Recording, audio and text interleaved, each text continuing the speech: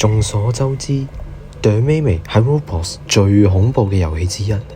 作為一款可以將玩家嚇到尿失禁嘅日式恐怖遊戲，你有冇真正了解過佢嘅劇情？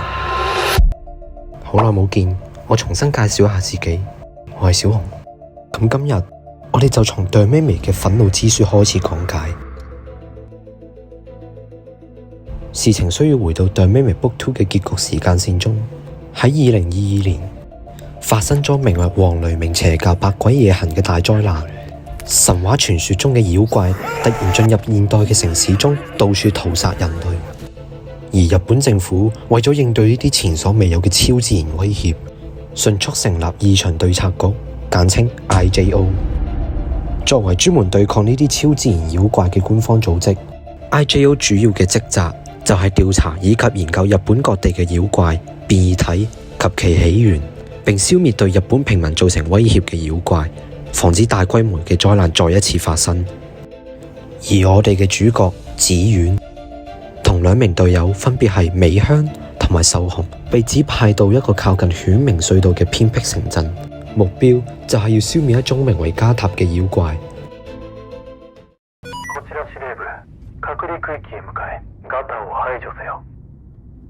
まだ近くにいると思う？じゃあ他に何のためにここにいるって言うんだミカ。もしそうじゃなかったら今頃俺は東京でラーメンでも食ってるさ。訓練とそんなに変わらないよね。ここでの訓練に勝るものはない。ずっと厳しい。気を抜くなミカ。シオもだ。小隊到達城鎮後，開始消滅加塔，而我哋嘅 MK 仔秀紅唔知做乜鳩嘢，提議小隊分離嚟促進效率，並約定喺夜晚6點前往呢座城鎮嘅學校集合。所以呢，好快就出事啦。美香突然喺無線電中大嗌，隨後失去聯繫。後嚟紫苑喺一個公園度揾到美香。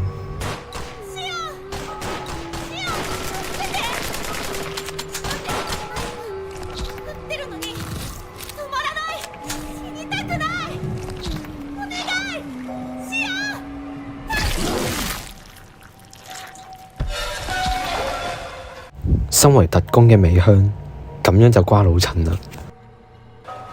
紫苑即刻通知秀紅，結果竟然連秀紅都冇回應紫苑。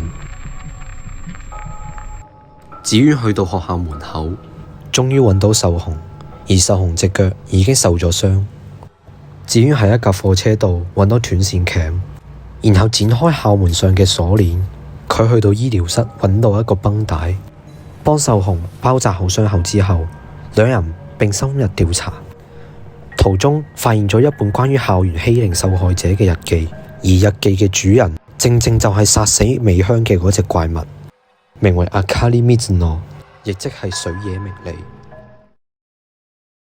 水野明利生前係一名喺學校受到嚴重霸凌嘅女學生，佢父母喺佢好細個嗰陣時就死咗，佢孤獨又安靜，喺學校成為咗同學們眼中嘅怪人。長期被霸凌嘅佢選擇逃避到犬鳴隧道，佢一直聽到佢爹哋把聲喺度安慰緊佢，但其實係涅他摩喺度吞食緊佢嘅憤怒。喺神秘嘅力量之下，水野明利轉化成咗一隻蜘蛛妖怪，最終走上咗佢嘅復仇之路。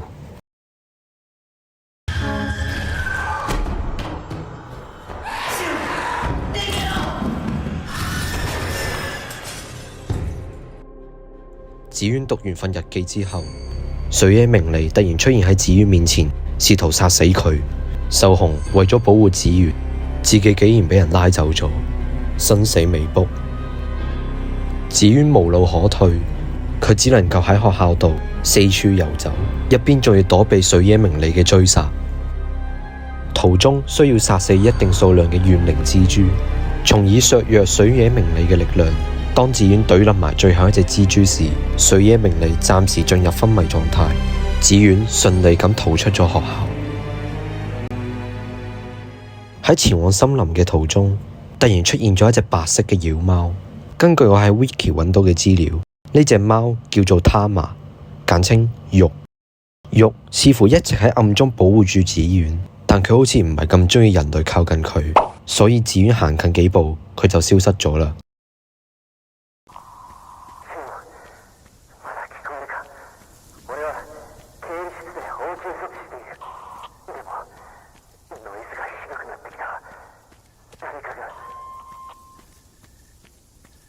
哇！呢條木嘴咁都死唔去啊！吔屎啊你！為咗向 IJO 總部請求增援，所以佢依家要前往 IJO 嘅前哨站，從而聯絡總部。修復好前哨站嘅發電機之後，紫苑去到犬鳴隧道入口外，冇諗到水野明梨已經殺到佢面前，紫苑已經被逼到絕境。但就喺呢個時候，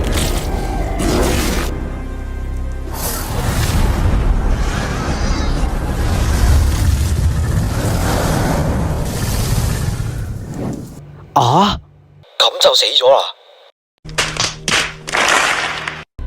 玉喺關鍵時刻救咗紫苑，甚至只需要一個造姿就懟冧咗水野明梨，順便撞開隧道前嘅障礙物，紫苑順利進入犬鳴隧道。